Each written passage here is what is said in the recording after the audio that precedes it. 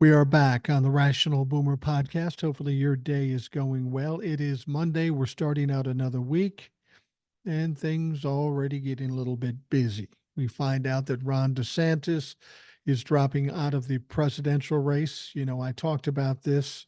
I thought he might do it after the New Hampshire primary, but he did it before.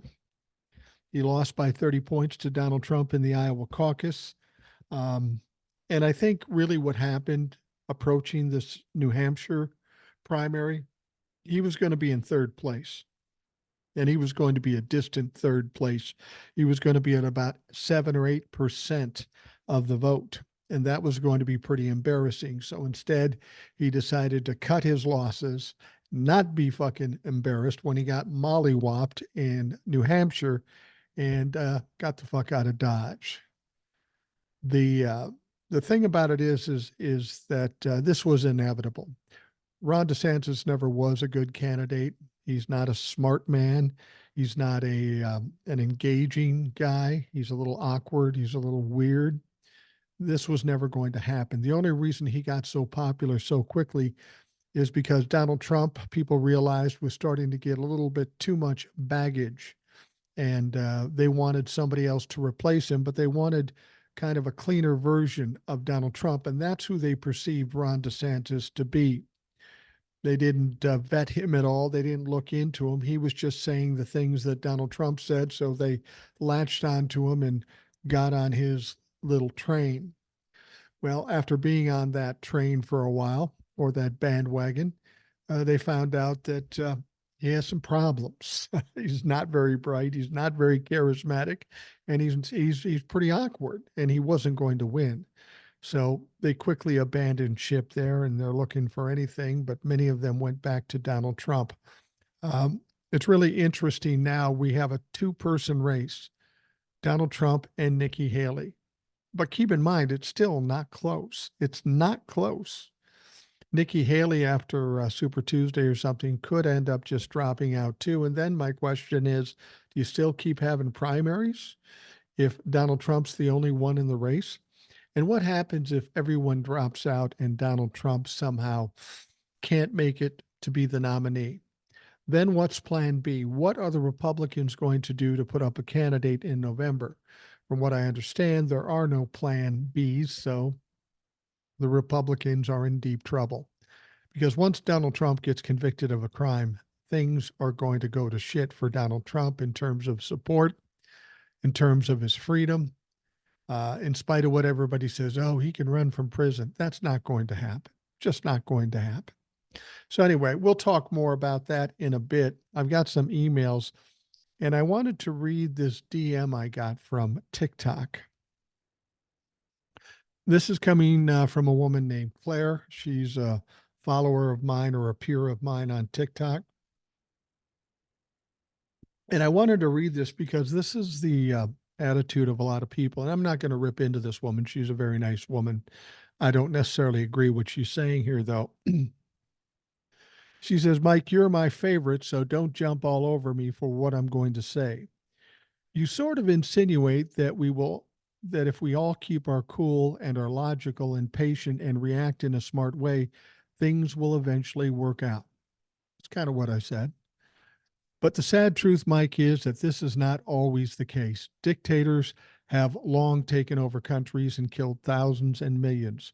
The reason, in my opinion, that they can get away with it is because people want to believe it'll all work out. Mike, it doesn't always work out. Disagree with you. And I explained to you why I disagree with you, but we'll talk about it more. Wouldn't it be better to not only encourage people to vote blue, but also encourage them to create a contingency plan for themselves? Well, the idea of voting blue, that's a given in what we talk about here on the podcast and on TikTok. I mean, I think I make that point pretty clear, but a contingency plan. You mean in case you fail? See, that's the first step in failing, is making plans if you do fail. The fact of the matter is when you look at the situation here, if you look at it critically, there's no way Donald Trump is going to be elected president. It just doesn't make any sense. She goes on to say, my friend and I are actively getting our passports ready and deciding where we will go, just in case. I told Claire, I said, if you want to be frightened, that's your prerogative. I'm just saying it's not necessary. If you want to get your passport ready to leave the country in case Donald Trump gets elected, go ahead. I mean, I have a passport. I have no intentions to leave the country. I mean, I could, but I'm not going to. I've got family here. I've got my grandchild here. I'd rather fight for them as opposed to run away. That's just me.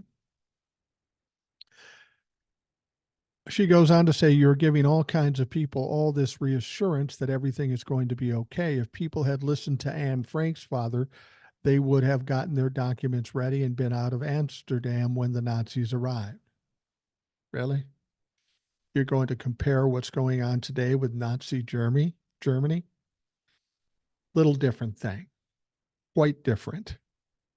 I understand your point, but this is a very fatalistic attitude. Mike, I think you're great and should be president. I mean that. My father was mayor of our town and a good man. I used to go to city council meetings with him when I was 10. I know a good person when I see one, but honestly, Mike, what are your thoughts? Um, then I wrote back to her. I said, Claire, if you prefer to worry, that's your prerogative. I think comparing our current situation with Germany or Nazi Germany is kind of apples and oranges. We will find what we need to find out in November. I can go on forever in these DMs, and I'd prefer they listen to the podcast or TikToks. And then she responds, the thing is, Mike, Trump thinks exactly like Hitler, and he'll want to destroy his enemies. I have a problem with that letter. I'm not mad at the woman. I have a problem with that attitude. Like I say, it's fatalistic. You're assuming we're going to lose. I'm assuming we're going to win. And I base it on facts, on logic, on statistics. I, I just don't think like that. And it's always worked out for me. If you're going to compare Donald Trump to Hitler, Donald Trump, put it this way. Let's look at some facts. Donald Trump had a chance to overthrow the government. He had a chance to bring his authoritarian rule when he was president in his term. He tried to overthrow the government, attack the U.S. Capitol, try to co-opt the DOJ, the Supreme Court, and Congress. And he kind of did all of that to a certain extent. But you know what? He failed. He failed miserably because none of that worked. So to think that he can do it again under the current circumstances is just ridiculous. He's not the president anymore. The members of Congress have been exposed. There's new rules put in place in Congress where it's going to be harder for them to do something like that with the electoral votes. I can't live my life scared, and you shouldn't live your life scared either, because I'm going to tell you this, Claire. When it comes down to it, November 24 and November in 2024, Donald Trump is either not in the election or loses horribly. You're going to feel relief, and that's good. But you need to look back at all this time. We're talking 10 months from now. You're making plans to move out of the country. You're scared to death that Donald Trump is going to be the next Hitler. When it doesn't come to pass, aren't you going to be upset about the time you wasted and the stress you dealt with for nothing? For nothing. Nothing like what you're saying is going to happen. Don't compare me to Anne Frank's dad or anything like that.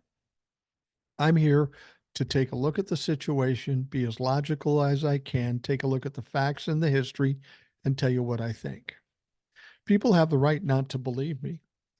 But if you pay attention to some of the things I've talked about leading up to this point, I've been right. And again, it's not because I'm incredibly smart. It's not because I'm psychic, not because I've got some paranormal power. It's simply by slowing things down, not freaking out, not getting emotional, and taking a look at what's going on. Look at the facts. When you start freaking out, when you get scared, and when you get emotional, that's where you fuck up. Do you understand? That's what Donald Trump wants to do. He wants to scare you. That's what bullies do. They want to scare you. And once they scare you, they win. I can't stop you from being scared. I'm just telling you why you shouldn't be. And if we're dealing with bullies or dictators, authoritarians, them scaring you is their way of winning. So fucking stop that shit. Just stop. Fucking stop. And Claire, I'm not mad at you. The fact is, I get a lot of people with that attitude writing to me. It frustrates me because I don't understand the mentality, but I don't have ill will toward people who think that way. I understand that's the human condition. All right, we've got some emails. Hi, Mike. I wish I could say I'm surprised by the stories coming out of the E. Jean Carroll case so far. It seems Elena Haba is in over her head, no question. She had to be reminded of the proper way to enter documents into evidence. I heard that E. Jean Carroll's attorney objected like 5 or 6 times in a row, and the judge agreed. From what I understand of the legal process, one thing that sinks your case with a jury is looking incompetent. She looks so foolish.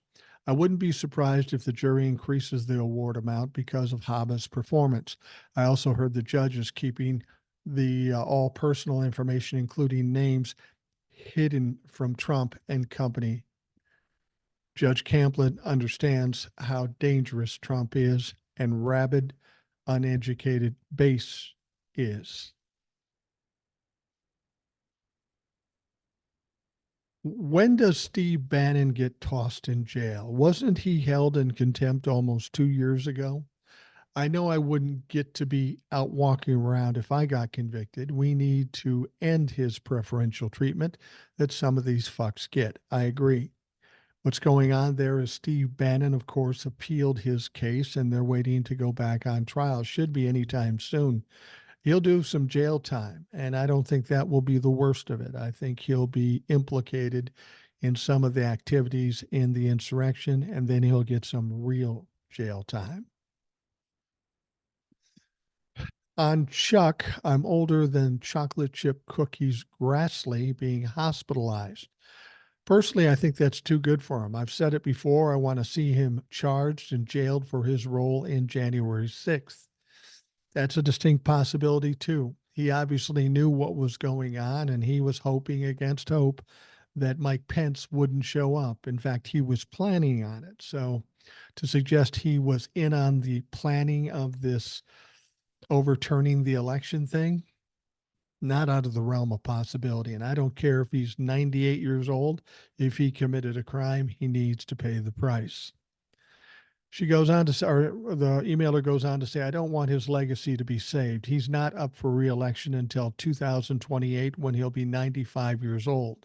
He already filed paperwork to run for reelection. There is no guarantee he will run, but he needed to file to raise money. Jesus Christ, these old fucks need to retire. I'm only 40 and I wish I could retire every day. There is no way I'd want to still be working at 89. Well, it's not so bad working at 89 when you do fucking nothing, get paid $175,000 a year, and grift as much money as you can. That's not really a tough job. Lastly, on the Supreme Court, I think that Joe Biden must expand the court to 13. I agree we need to pack this court. After the bullshit that glitchy Moscow Mitch pulled, I'd love to see a Supreme Court amendment added, including a needed code of ethics. I'd like to see something like a time limit on Supreme Court nominations. This limitation would be something like the Senate has 6 months to confirm or deny the nominee. Otherwise, the justice is considered confirmed and then can only be removed by impeachment like any other justice. There should also be a date before elections that presidents cannot make nominations until after Inauguration Day. That partially solves two of the issues that the Trump presidency showed us. And that comes from Eric. Thank you, Eric. Very salient points. And I couldn't agree with you more. All right. The next email says, "Hi, Boomer. Excellent guest Christie talked about the hard lines that she had to draw cutting people out who still supported Trump. My policy was 2016 okay, but if you voted for again in 2020, you're out. Sole exceptions being if you are my mother or brother." I don't even know if I can make that exception. That's one of the problems with Trump. He forces everybody to choose a side, and the result is breakage, broken relationships, broken families, broken towns, and broken hearts. I don't want to see some surprisingly high vote count for him and in my head have to run through people again. I know thinking that motherfucker voted for him again. So for that, I don't want Trump as a nominee. Plus, I'm a pussy ass bitch, but emphasizing that adds no value to these proceedings. Now, Boomer, I have a science degree and know so little that my wife sometimes calls me Mr. Science to mock me. She's funny like that, but I aced my physics final, stoned on shitty 1970s weed with wisdom like the following. If you roll, say, a bowling ball down a long ass infinite hill, it will roll forever until some direction, direct action, or force causes it to stop. That's like Trump. He doesn't need to do anything to run for president. He's running now. Absent specific intervention, he simply needs to not withdraw. Of course, we can differentiate between him running and him winning, but his ass ain't quitting. No, he's going to have to be forced to stop, whether it be physical, mental, the party, legal. Yeah, he's going to keep going. This guy would come out in a wheelchair, talking with a translator, and he'd still be running. Now, his decline is happening right before our eyes and right on script with your predictions. And as you've noted, that's going to accelerate. I still think and hope that he can lose in the primaries. Almost half of Republicans in fucking Iowa, no offense, Eric, did not vote for him. I keep waiting for sane Republicans in the electorate to have a virtual Spock like mind meld.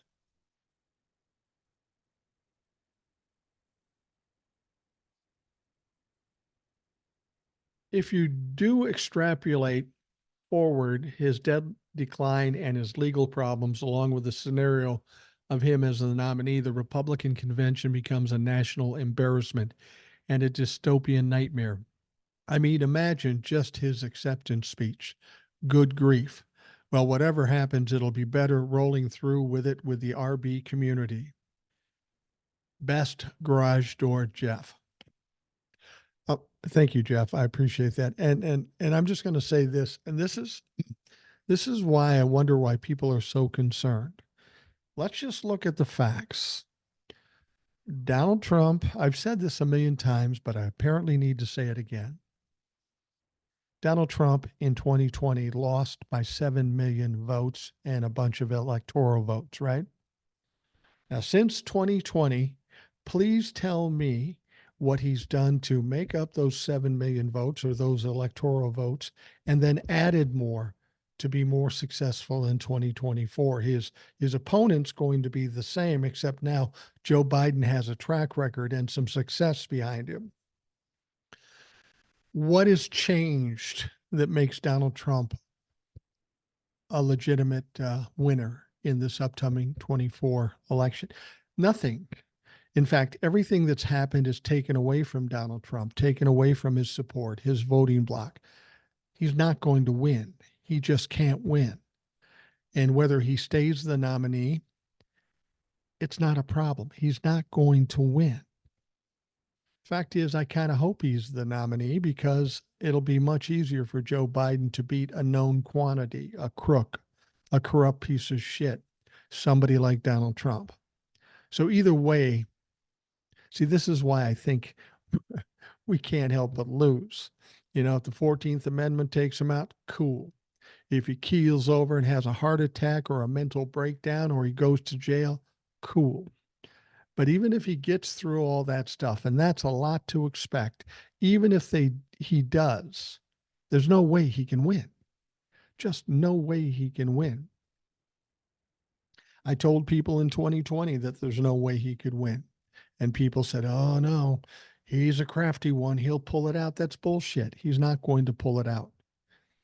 He's in a worse situation now than he was in 2020, and he got beat in 2020. It's very simple. Somebody left me a note on the podcast hosting site. Didn't leave a name, so this is anonymous. Very solid show. Thank you. Somehow you're able to do what all the big money talking heads cannot. Not bad for an old fart sitting in his recliner talking into the wee hours. Well, it doesn't really take any more talent that they have. The big difference I have in doing what I'm doing as opposed to what they're doing, I don't have a guy or guys or gals in suits standing behind me telling me what I can and can't say. I don't have to please any sponsors and couch what I say or say something I don't want to say. That's all it is. It's not about talent, it's about freedom to speak your mind. And that's one of the things I enjoy most of all about doing the podcast and the TikToks. I get to say whatever I want to say. In my years in radio, I had a lot of people say, oh, you shouldn't do that. That's not good. You shouldn't do that. So this is my one opportunity to say, fuck them. I'm going to say whatever I want to say, and we'll let the chips fall where they may. Funny thing is all those people that didn't want me to say certain things apparently were wrong. I have 302,000 people on TikTok that are my peers. I have a bunch of people that listen to this podcast every day. And I didn't need a motherfucker in a suit to help me do it. I did it all by myself, doing exactly what I want to do the way I want to do it. So that's the big difference between mainstream media and what you hear here. I mean, even some podcasters will be kind of forced into certain circumstances because they're worried about pissing off their sponsors. If I'm ever to have a specific sponsor on this show or TikTok or anything, they better not tell me, well, we really want to sponsor you, but you got to quit doing that.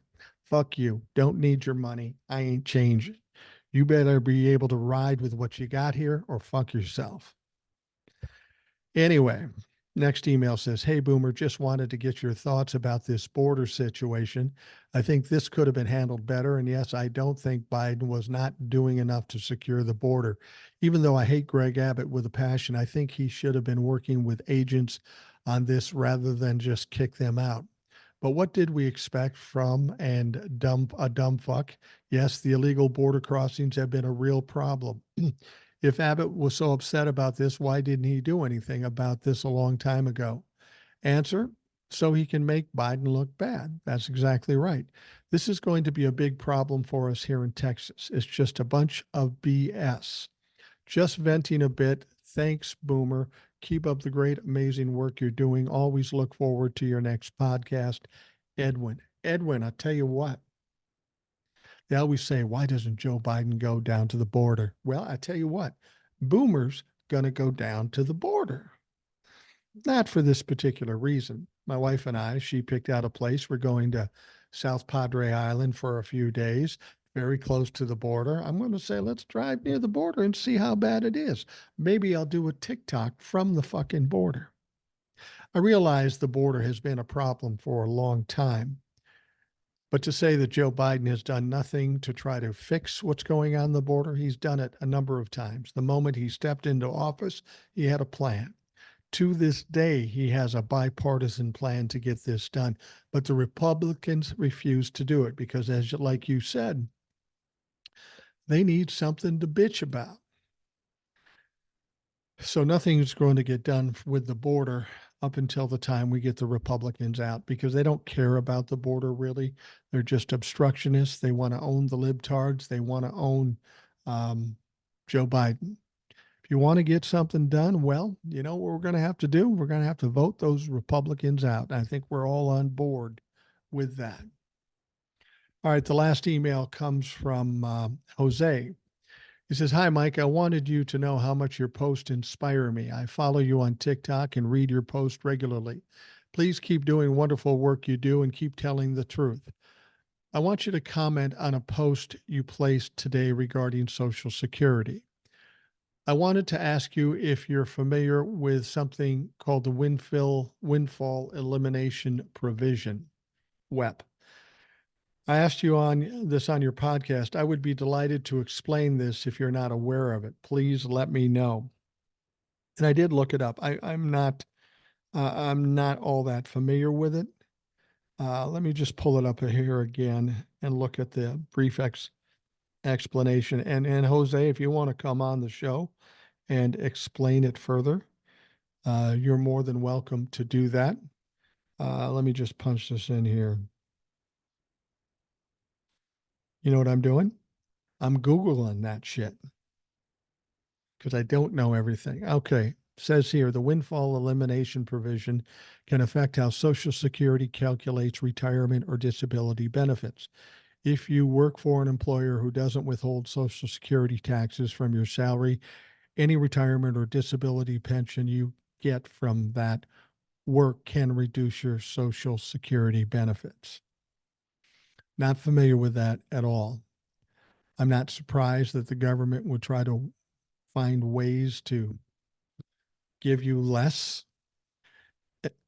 I'm not familiar with it enough to really speak intelligently about it. So, Jose, if you want to come on the show and explain it, all you have to do is send me an email at rationalboomer@gmail.com. Tell me you want to come on. We'll set up a time and we will talk about it. But since we're talking about Social Security, I did do a TikTok on it. And it's funny about the Republicans. They have a real hard on for Social Security. They want to get rid of Social Security or make cuts in Social Security. Hell, Nikki Haley came out just the other day and said that younger people in their 20s should count on living longer or count on being older in their 70s before they can retire based on life expectancy. Well, that's interesting that she would say that because after COVID, didn't we all hear that our life expectancy has dropped a few years? So then theoretically, based on what she's saying, we should lower the retirement age, you would think. Now, the interesting thing is they're really butthurt about Social Security, but it doesn't affect the debt, doesn't really affect the budget. But you see, Republicans have a lot of money, and that's not enough for them. They want all the money. They want all the motherfucking money, and they want your money. Anytime the middle class gets something, their response is, oh, don't give them too much. They'll just get lazy and won't do anything. They won't work for us, which is absolutely ridiculous. Maybe if people felt better and felt like they were gaining some ground in the work they did, they might be more productive. It's absolutely ridiculous because this whole concept is a loser for anybody who supports getting rid of Social Security. The Roe v. Wade thing really kicked the Republicans in the ass at the ballot box. And if you think that's bad, try to fuck with Social Security once. This affects virtually everybody, Republican and Democrat. They want to call Social Security an entitlement. But here's what I'll tell you. From the moment I started working in 1974 at 14 years of age, bagging groceries, I've been paying Social Security. And I continued to pay Social Security for two reasons, because I fucking had to. They just took it out of my check. And secondly, I had hopes that maybe when I got to my golden years like I am now, I might be able to get a pittance back from my investment so I didn't have to be homeless and hungry. I don't think that's a lot to fucking ask. But it is a problem for Republicans. They say, oh, we're not saying that. And then they go ahead and say it. Nikki Haley said that about increasing the retirement age. And then later in the day, I heard her said, I never said that. How stupid do they think we are? There's a lot of people that are worried and concerned that Social Security will be drastically cut or taken away. I'm going to tell you, that's not going to happen. It won't happen. The people of this country won't allow it. The Democrats won't allow it. It's not going to happen. Now, if you put the Republicans in charge in the House and the Senate and in the White House, You're going to have them fucking with it, and it's going to get stressful and it's going to get dangerous. But even still, they're not going to be able to do it. I mean, like with the Roe v. Wade situation, they pretty much made abortion illegal. But that doesn't mean it's over. When the Democrats do get power back in the House and the Senate, we can still codify Roe v. Wade, and everything they did will be nullified. Now, of course, the people that suffered in the process while they were doing this won't receive the benefit, but we will get it back.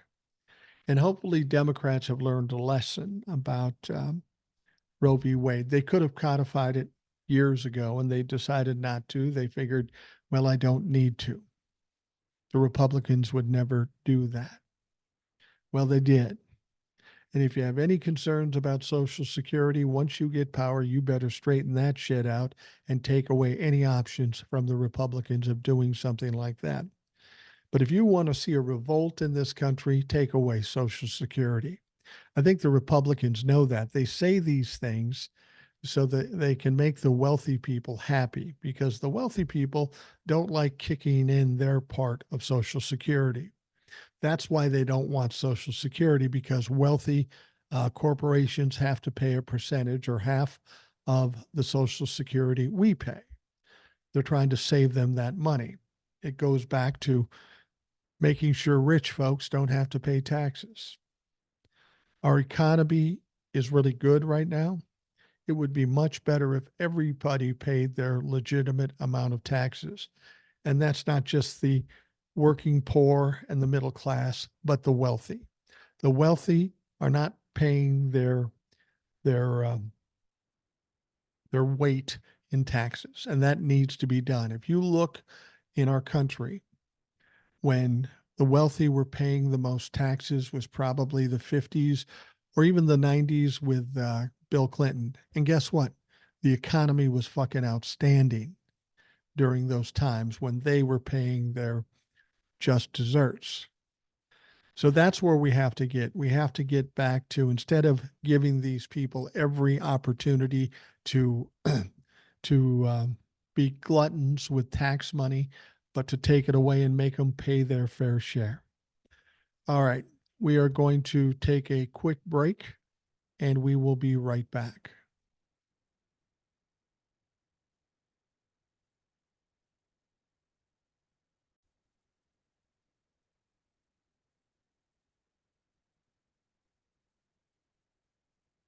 Well, the big news yesterday was that Ron DeSantis dropped out of the presidential race. And frankly, I mentioned that he would likely do that. I thought he might do it after the New Hampshire primary, but it looks like he was going to do so poorly there. He probably wanted to get out before he was embarrassed by Nikki Haley and Donald Trump. He's got a little ego. I don't know if you've noticed, but he's out of the race right now. And as I've said, the same thing with Chris Christie. He suspended his campaign, but I don't see him coming back because he's been such a failure. They latched onto him because they thought he was another Donald Trump, but he had some things that Donald Trump doesn't have. As much as I hate to say it, Donald Trump has a little charisma. He's a little less awkward and a little less goofy. Donald Trump's stupid and goofy. Don't mistake what I'm saying here. But Ron DeSantis is a weaker version of Donald Trump, and these Trumplafucks like strong men, and Ron DeSantis isn't a strong man. Now, he entered the 2024 presidential race with a pretty big bankroll, rivaling Donald Trump's bankroll. And when he decided to leave, he said, "Nobody worked harder, and we left it all out on the field." Oh, you did, huh?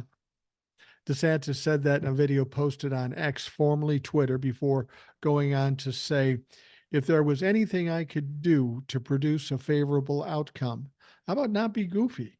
More campaign stops, more interviews. I would do it." Well, the one thing you needed to do, you're incapable of doing, and that's making you a likable fucking person. You don't show that in any stretch of the imagination. He goes on to say, but I can't ask our supporters to volunteer their time and donate their resources if we don't have a clear path to victory. Accordingly, I am today suspending my campaign. DeSantis then added that he was backing Donald Trump over former South Carolina Governor Nikki Haley, which is interesting because Donald Trump has tore his ass up, and in kind, Ron DeSantis has said some pretty bullshit stuff to Donald Trump. They haven't been friendly the last 6-8 months. He goes on to say, it's clear to me that a majority of Republican primary voters want to give Donald Trump another chance, he said, adding he has my endorsement because we can't go back on the old Republican guard of yesteryear, a repackaged form of warmed over corporatism that Nikki Haley represents.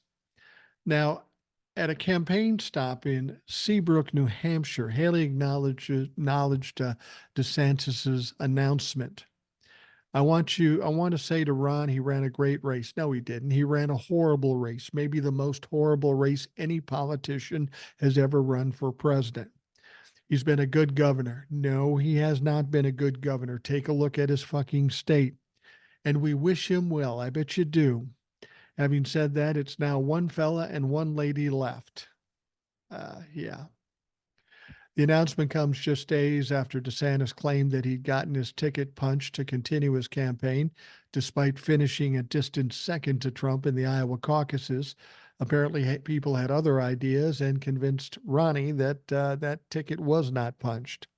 Late polls in the state showed that DeSantis could finish third behind Haley when DeSantis ultimately finished just 2 points ahead of her. He tried to spin it as a victory, even though he had previously said he had to win Iowa to win the nomination, which is probably true, but he was never going to win Iowa. Now, the fact is, DeSantis is polling even worse in New Hampshire and South Carolina than he had been in Iowa, and his campaign seemed uncertain for a strategy going forward. He canceled all his interviews and such for yesterday, so we knew it was coming. His first stop after Iowa was a campaign visit to South Carolina, a contest that is a full month after New Hampshire's first in the nation primary on Tuesday. He has to return to New Hampshire on Friday, but then was planning to head back to South Carolina on Saturday. Now, Republicans who feared Trump could not win a general election, particularly wealthy party donors, had initially lined up behind DeSantis after his nearly 20-point reelection as governor in November of 2022. That star power allowed him to continue collecting donations of unlimited size in a state account and eventually transfer more than $80 million into a federal super PAC created to support him. But DeSantis' high point in the campaign turned out to be just after the reelection victory, when some polls showed him actually ahead of Trump for the 2024 nomination. Now, of course, times have changed. Ronnie DeSantis ended up fucking it up. He was not a good candidate, and he is now gone. So what's next for Ron DeSantis? Well, let me put it this way. Because of the law in Florida, Ron DeSantis can't run for governor again. He's run his time out, and I'm not sure when he's up for it. Is it 24, 26? I don't know what it is, but he's not going to be able to run for governor again. Some people have suggested he might run against Rick Scott for his Senate seat. Well, Rick Scott, Ron DeSantis, 6 of one, half dozen of the other. They're both fuck ups. They're both criminals. They're both corrupt. So who knows? I would hope the people of Florida would have better ideas for a senator, preferably a Democrat. Now, I don't even know if that's feasible given what the demographics are there, but Rick Scott and Ron DeSantis, what a pair to draw to. Well, Donald Trump held a political rally in New Hampshire on Sunday night, and he was getting started on stage. He took a minute to say something about former opponent Governor Ron DeSantis suspending his campaign earlier in the day. Now, DeSantis was an early favorite to challenge Trump in the primary, and the contest became bitter, vicious right from the start. They were tearing into each other. DeSantis continued to sink amid withering criticism from his Republican rivals and concentrated media focus. After coming in a distant second in Iowa earlier this month, DeSantis began to focus on South Carolina as Haley and Trump vied for New Hampshire. And of course, it all failed. And as we just spoke about, Ron DeSantis is out of the race. Now, speaking at his New Hampshire MAGA rally, Trump abstained from saying desanctimonious or meatball or the many other insult names he made popular for DeSantis, and instead praised Governor DeSantis for running a great campaign. How can you take Donald Trump serious? How can you be taken seriously when you call him sanctimonious and meatball and making all these horrible claims about Ron DeSantis? And then you say, well, he's gone now, so he ran a great campaign. Donald Trump said, before we begin, I'd like to take time to congratulate Ron DeSantis and, of course, a really terrific person who I've gotten to know, his wife, Casey, for having run a great campaign for president, said Trump. He did. He ran a really good campaign. No, he didn't. Nikki Haley said the same thing. He was an absolute failure in this campaign. The MAGA audience, which has been cheering Trump calling DeSantis a liar and a fraud for months, applauded the remarks about the great campaign. I mean, see, this is how much integrity Donald Trump, Nikki Haley, or the entire Trump-la-fuck nation.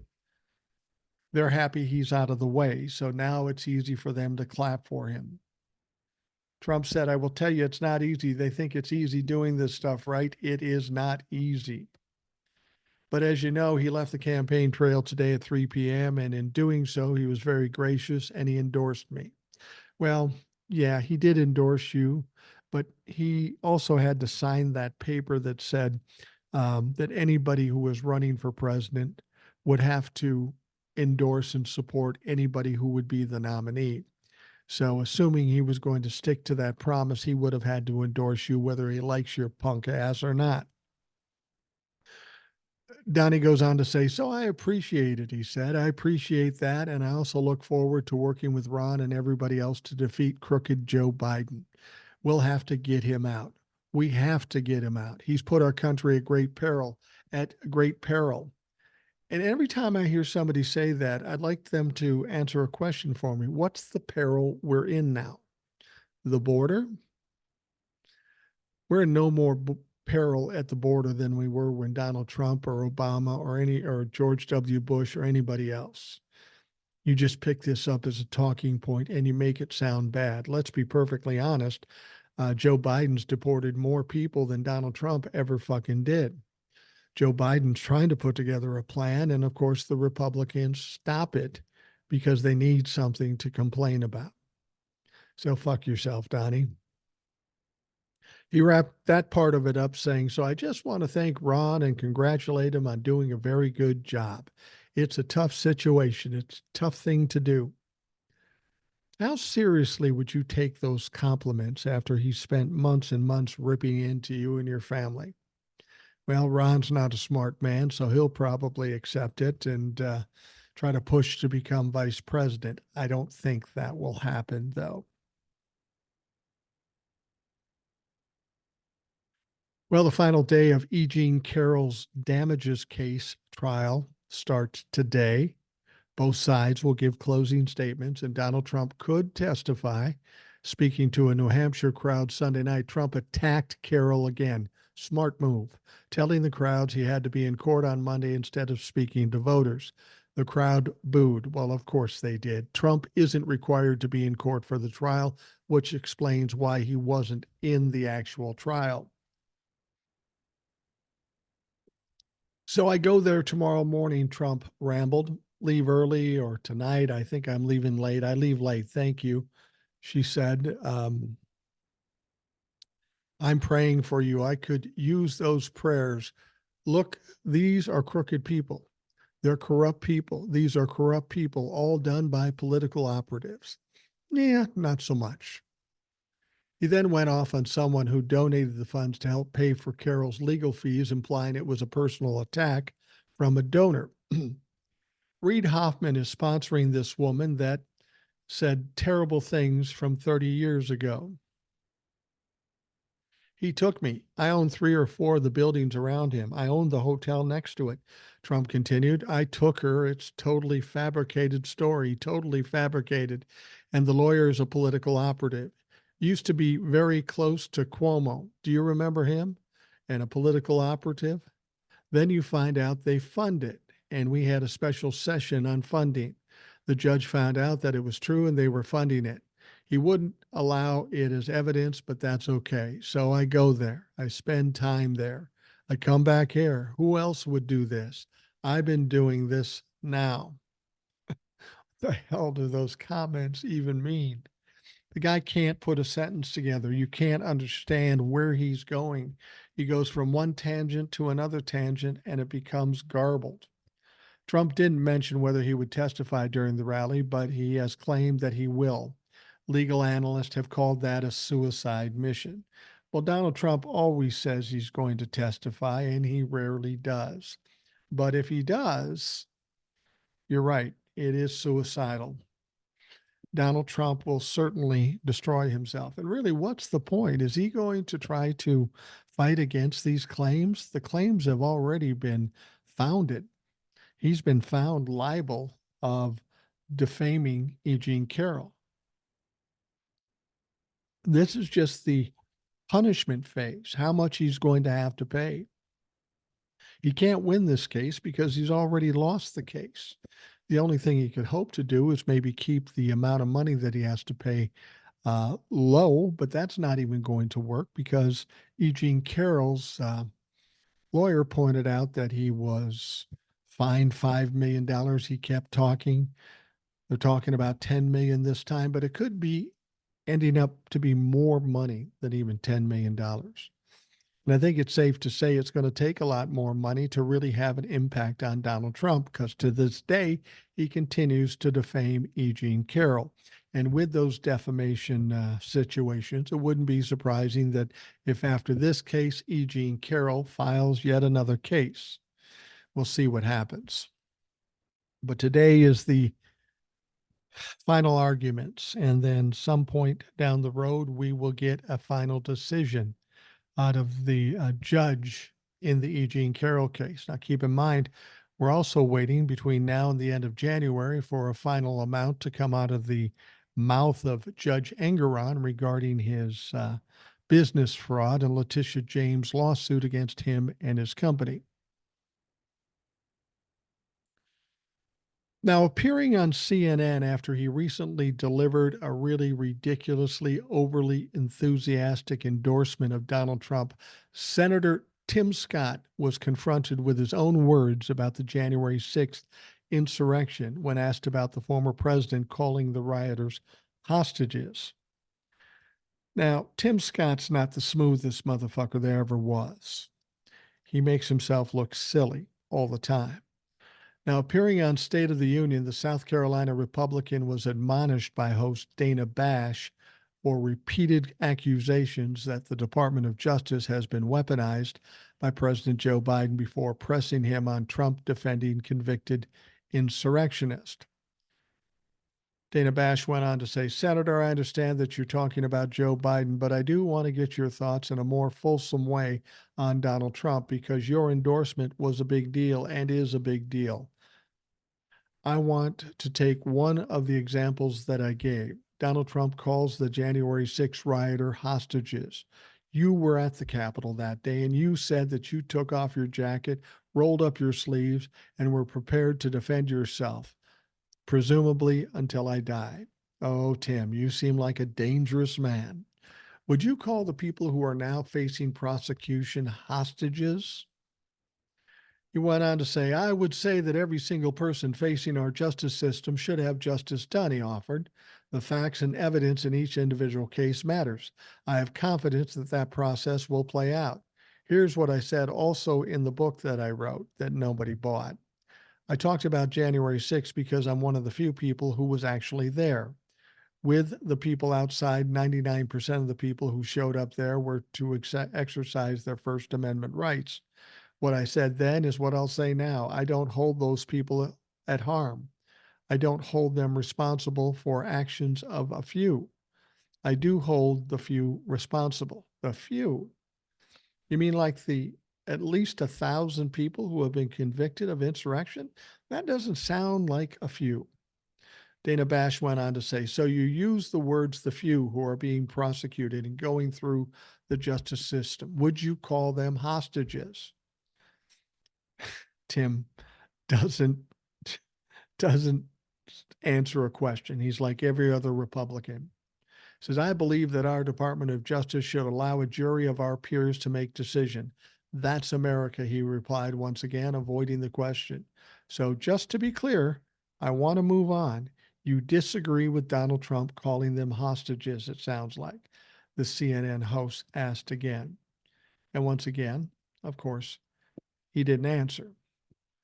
They're scared to death of going against Donald Trump. They are not hostages. And if you say that they need to sit in front of a jury of their peers to find out whether they're guilty or not, all these people sitting in jail have done just that. So that should be enough to say they are not hostages because they went through the judicial system and they were found guilty. What more do you want to do than that? Unless you're calling the judicial system corrupt. Now, if that's the case, you're going to need to show us some proof that it's corrupt and that each one of these cases was done unfairly. And I don't think you can do that. You want to hear something very interesting. I heard a little aside about Tim Scott. Now, Tim Scott is a senator from South Carolina, right? He's throwing his support to Donald Trump. Do you know how he got to be a senator? This is interesting. Apparently, there was a vacancy in the Senate. Nikki Haley was the governor, and Nikki Haley appointed Tim Scott to his senator's job. Well, that's an ungrateful motherfucker, isn't it? Because he's not giving his endorsement to Nikki Haley. Apparently, he's more afraid of Donald Trump than he is Nikki Haley. I don't think Tim Scott has much to worry about because neither Nikki Haley or Donald Trump will be the president, but it's still kind of shitty to play that game. Now, let's bring up a name we haven't talked about much lately, Matt Gaetz. Now, during a press briefing at the Donald Trump campaign headquarters in New Hampshire on Sunday, yesterday, a protester disguised as a Trump supporter asked Florida Republican Representative Matt Gaetz, schoolgirls, before being loudly booed and removed. Gaetz was speaking to reporters and gathered supporters, so he believed, and opened the floor to questions from the crowd. At one point, Gaetz pointed to a man in a Trump beanie for a question, and that's when things went a little south. The question was, what's the youngest schoolgirl you've ever been with? The man asked. And have you ridden on the Lolita Express? I know that Donald Trump did.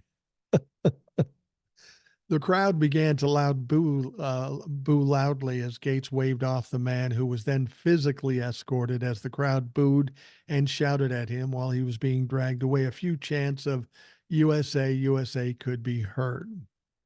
See, this is the interesting thing. The Republicans were all about talking about the names exposed on the alleged list for the trips to Epstein's Island, up until they found out that Donald Trump's name was on it multiple times.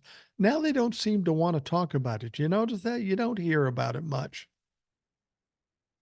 Gaetz then addressed the group, saying that such moments demonstrate that Democrats have no argument to make. Yeah.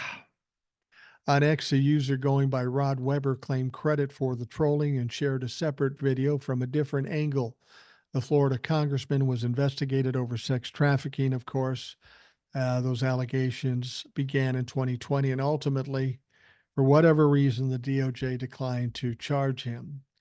Gates faced a similar incident in December when speaking at a Christmas event where a man disguised as a supporter tried to give Gates a fake award and congratulate him for your dedication, using that money to allegedly pay underage girls to have sex with you. I fucking love that. You know, this is what we need to do more. We need to troll these motherfuckers, because if there's one thing they hate more than anything else is being embarrassed. We need to continue to embarrass Donald Trump, Matt Gaetz, and all these motherfuckers that just don't know how to deal with that. The only thing they can do is get some big guys and have these people dragged out because they can't address the questions.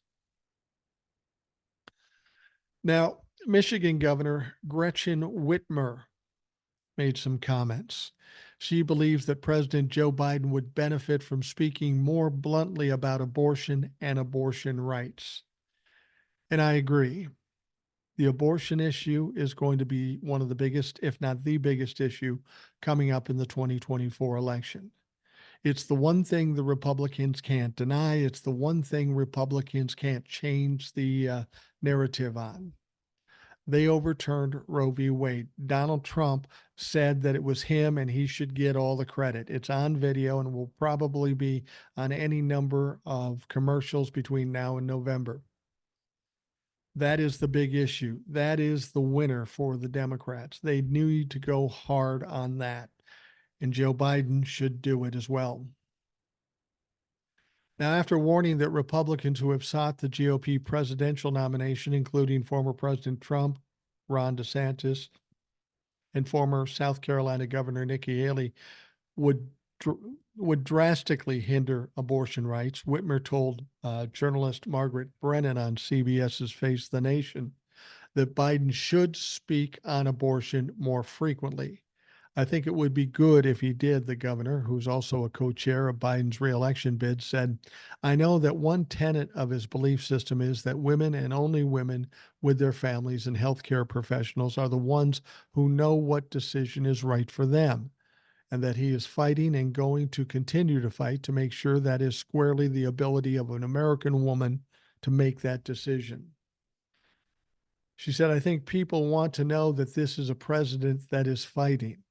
And I think he has said that to use maybe more, blunt language. Maybe that would be helpful. Now, Whitmer's remarks align with Biden's campaign, which is set to go into full swing this week, putting the issue of abortion on the forefront. The campaign will also focus on highlighting personal stories about abortion access. That's interesting, because we've done that to a certain extent on this podcast with the help of Old Soul. She's a woman in Nevada who opens her home to women who need abortions or medical help in that regard and live in states where it's illegal. So they need to leave the state and go someplace else, but it can be a financial burden that not all people can afford. So Old Soul is gracious enough to open up her home and take care of these people for the short time they're there so they can get their needed medical attention. And in doing that, we've heard some pretty tragic stories from Old Soul, things she's known about, things she's experienced with some of these people. And I think the campaign's absolutely right. You know how you felt when you heard these stories. People have to understand that there are people suffering because of this draconian attitude about abortion. And people have to understand the personal effect it had on people, because it is devastating. It is terrible. And once people know that, they'll maybe take a different look at the whole abortion issue. Now, on Sunday, the Biden campaign released a harrowing ad called Forced, which details the life-threatening pregnancy a Texas OBGYN was involuntarily required to endure because of the fall of Roe v. Wade. In Texas, you're forced to carry that pregnancy, and that is because of Donald Trump overturning Roe v. Wade. Dr. Austin Denard, the OBGYN, said in the ad, the choice was completely taken away. I was to continue my pregnancy, putting my life at risk. We need leaders that will protect our rights and not take them away. And that's Joe Biden and Kamala Harris. Since the Supreme Court reversed the landmark Roe v. Wade decision in 2022, roughly 50 years after the fact, a number of states have implemented abortion bans or restrictions as an attack on reproductive rights. And I will say this for those of you that think Nikki Haley is normal, is a great option to Donald Trump. Nikki Haley is for a ban on abortion after 6 weeks. This is before most women even know they're pregnant. So if you think Nikki Haley is a shining smile and support women, she does not. She doesn't support women at all. Now, this last story is really a non-story because nobody cares, but it's particularly annoying to me because it involves somebody I talked about before. His name is Dean Phillips. He's a representative in the House. He happens to represent my district, and he thinks it's a good idea to try to primary Joe Biden. Well, it's not going too well. Many of his events, nobody shows up, certainly not enough to make a difference. Now, he was speaking to voters in a restaurant in New Hampshire's Seacoast on Sunday. Representative Dean Phillips, a candidate for the Democratic presidential nomination, once again refused to rule out the possibility of mounting a third-party bid under the banner of the centrist group No Labels. You go ahead and do that. No Labels, I think, even said they probably aren't going to have a presidential candidate, and you certainly aren't a good candidate for that. Dean Phillips doesn't have any support. He's a non-issue. He's inconsequential. And as one of his constituents, I would say, thank God you're not running for your seat again, because I would make sure that you don't get reelected. You're either doing one of two things. You're trying to help out the Republicans because you've gotten some money from Republican donors, or you're just an arrogant fuck and think you have a chance, but you have no chance, and neither does No Labels. So do what you're going to do, but you're going to end up losing, and you're going to be a pariah here in the state of Minnesota.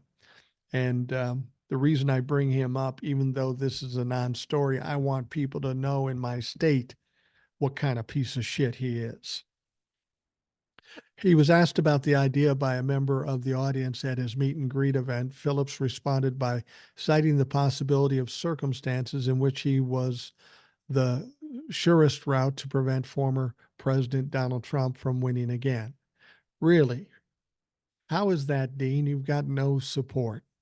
Zero support. Do you really think you're going to win? Are you trying to grift money? Or are you trying to appease the Republic? I don't know what the fuck you're doing, but I do know this. You're going to lose miserably, and you're going to be a gnat on somebody's ass. He says, I'll do anything it takes as long as the data support it to defeat the most dangerous man in the world, he said. I want to defeat Donald Trump. I got to tell you, I've said that any Democrat would beat any Republican. I would bet that any Democrat would beat Donald Trump, given all the circumstances that we're dealing with. But I'll be honest with you, I don't know about Dean Phillips. He doesn't sound like the smartest man in the world. Now, a day earlier, Phillips told voters in Nashua something similar, saying that he would consider the idea only if Trump and President Biden were headed for a rematch in which Biden is almost certain to lose. The fuck are you talking about? Do you really believe that, Dean Phillips? Because if you do, you should just fucking resign today. You don't know what you're talking about. I would say to Dean Phillips, I would love to have you on this show, but it's not going to be a pleasant circumstance because I dislike what you're doing here. It's all about your little ego, or you're trying to do something to undermine Joe Biden. Either way, you're a fucking useless fuck. And if there's anybody out there that knows Dean Phillips, and you want to say, oh, this rational boomer guy's talking shit about you, go ahead. I would love for him to hear what I have to say about him. I would love to say it to his face.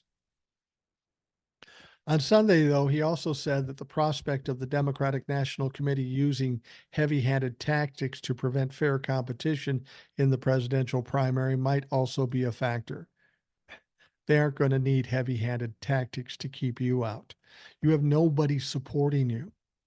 He says, I'm committed, lifelong Democrat that believes deeply that I should pursue the process that's in place that is afforded to people who are willing to do so. And I intend to take it all the way through the convention, he said.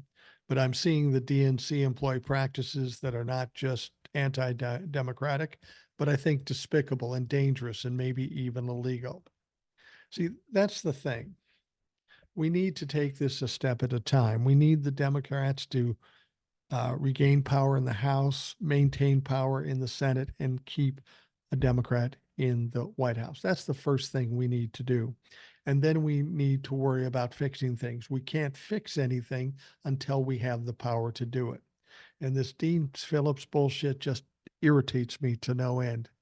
He is a fly in the ointment, and it's unnecessary. It's absolutely unnecessary. Now, Phillips cited the case of the DNC asking the New Hampshire Democratic Party to instruct registered Democrats in the state that the primary is meaningless. New Hampshire Attorney General John Formella responded by issuing the national party body a cease and desist letter claiming that the request constitutes an attempt to prevent or deter New Hampshire voters for participating in the primary. Now, Biden will not be on the ballot in New Hampshire because the DNC, at his behest, took away the state's first in the nation status in an effort to bring more racial diversity to the early nominating contest. New Hampshire's Republican-controlled legislature refused to move the date of its primaries, though, allowing Phillips to run without Biden on the ballot. Biden's loyalists are instead running a well-funded campaign to get Democrats to write Biden in as a show of strength against Phillips, whose central tenet for running is that polling shows Biden is losing against Trump. See, this is just all a big game, and I'm fucking tired of this piece of shit. I will speak badly about Dean Phillips every chance I get. He's a rich kid from Minnesota, from the suburbs of Minnesota, and he thinks he's something, but he is absolutely nothing. Hell, even though he is a representative in the House, most of the motherfuckers in the state don't know who he is. I'm one of his constituents, and I don't know what the fuck he's done, if he's done anything. So, Dean, fuck you. You want to be on the show? I'd be happy to talk to you, but you won't do it because you don't like talking to people who are going to push back. You're an ego fucking maniac, and you'd be an easy opponent in a debate. All right. I need to bring it down a notch, get my blood pressure down. I don't get upset about a lot of things, but when some motherfucker like that, he seems like the rich kid when I was in high school that got away with anything. If I got the opportunity, I would have beaten his ass. And that's what this guy needs at this point. I'm 63, so I'm not going to get into any fisticuffs, but I will do what I can to take him down with words. All right. We're wrapping up the Rational Boomer podcast. I want to thank you for taking the time out of your day to listen. Hope you have a great day, and we will talk to you again tomorrow.